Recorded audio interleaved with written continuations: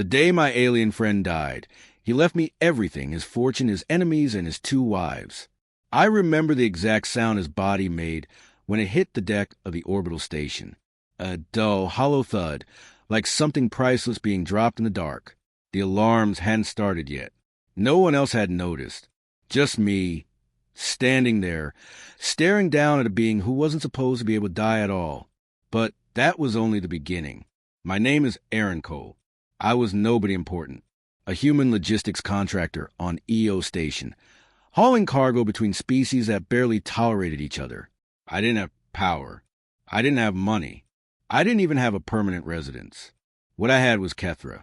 Kethra of the Volari Combine. Ambassador. Philosopher. One of the longest-lived non-human entities in this spiral arm. He looked like living obsidian wrapped in light, eyes like slow-burning stars. To most species, he was untouchable. To me, he was just my friend. I found him bleeding starlight onto the polished floor, his bioluminescent veins flickering and dimming. His voice was already fading when he spoke my name. Aaron, he said, each syllable heavy. You must listen. What I give you will destroy you if you refuse. I knelt beside him, heart hammering. Kethra, security's coming. Med drones. There is no time, he cut in gently. Alien logic, precise even in death. My kin have betrayed me. My rivals move already. And my family will not survive the transition without you. That was when I felt it. The weight, the invisible machinery of power shifting toward me. He pressed a crystalline sigil into my palm. It burned cold, then vanished beneath my skin. I screamed. The station lights flickered. And somewhere, far beyond human space, something ancient woke up. What I saw next changed everything. Within minutes, the alarm screamed to life. Security drones flooded the corridor. Kethra was gone, his body already dissolving into motes of light, returning to whatever dimension the Volari called home. No evidence, no witnesses, except me. I was detained for 12 hours. Questioned by humans, by aliens, by entities that didn't bother with mouths. I told them the truth. They didn't believe me. But belief didn't matter. Because the moment they released me, the galaxy came knocking. My account, empty just hours before, filled with numbers so large my interface stuttered trying to display them. Property deeds appeared. Station shares. Mining rights. Entire moons transferred under my name. Kethra's fortune. And along with it came a summons I couldn't refuse. The Volari Sanctum ship arrived without warning, eclipsing EO station like a moving city of glass and shadow. From it descended 2 figures who changed the air around them just by existing. Lyra and Esselyn, Kethra's wives. They were not human, but close enough to unsettle every instinct I had. Tall, graceful, skin like pearl in dusk, eyes too knowing, too old. They wore mourning sigils that pulsed softly with grief, and something sharper beneath it. They knelt before me. By bond law and final will, Lyra said, her voice melodic and terrifyingly calm. We are yours to protect, and you are bound to us. The corridor went silent. Every camera was watching.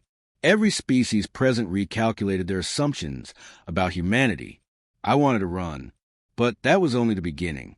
They moved into my quarters that night, bringing artifacts older than Earth's first cities. They told me pieces of the truth slowly, like easing a blade from a wound. Kethra had known he would die. He had seen it in probability storms, in futures that bent and broke. His own people feared him, not for his power, but for his belief. He believed in humans. We are considered inefficient, Elin said once, standing by the viewport as stars drifted past. Too emotional, too violent, too unpredictable. She turned to me. Kethra saw those flaws as weapons. But not everyone agreed. Within days, the threats began. Assassination attempts disguised as accidents. Legal challenges from alien houses claiming my inheritance was invalid. Whispers that I had manipulated Kethra in his final days. The pressure crushed me. And then came the first real loss. A shuttle carrying human refugees under my protection was destroyed en route to a neutral colony. No survivors. No claim of responsibility. I broke that night. I shouted. I cursed Kethra for choosing me, for believing I was strong enough. Lyra held me while I shook. Essalin watched the stars with fury that could have burned systems. And that was when they told me the rest. Kethra did not give you only wealth, Lyra whispered. He gave you a key.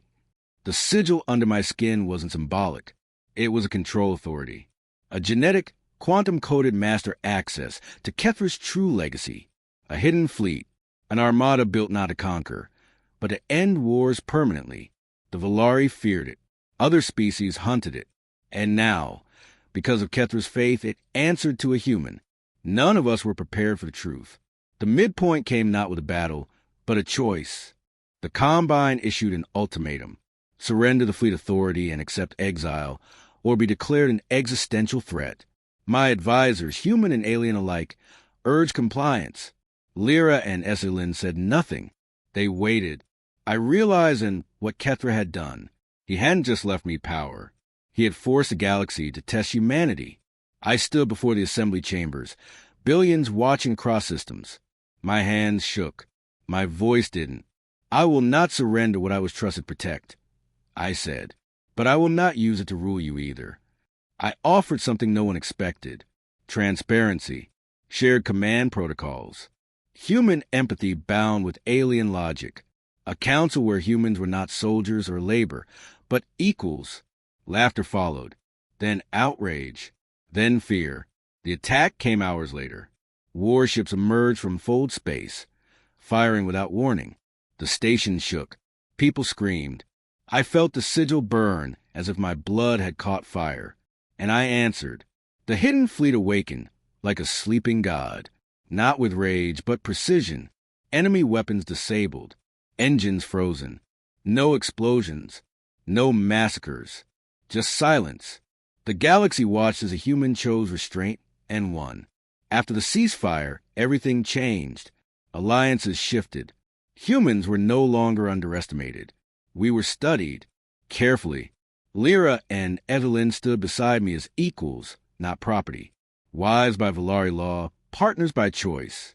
Love grew slowly, awkwardly, painfully human, and they cherished that. In the quiet moments, I still miss Kethra. I still hear his voice in my head, reminding me that belief is the most dangerous force in the universe. I inherited wealth, power, family, but more than that, I inherited responsibility. And the galaxy would never look at humanity the same way again. Because the day an alien trusted a human with everything, we finally became something more than survivors.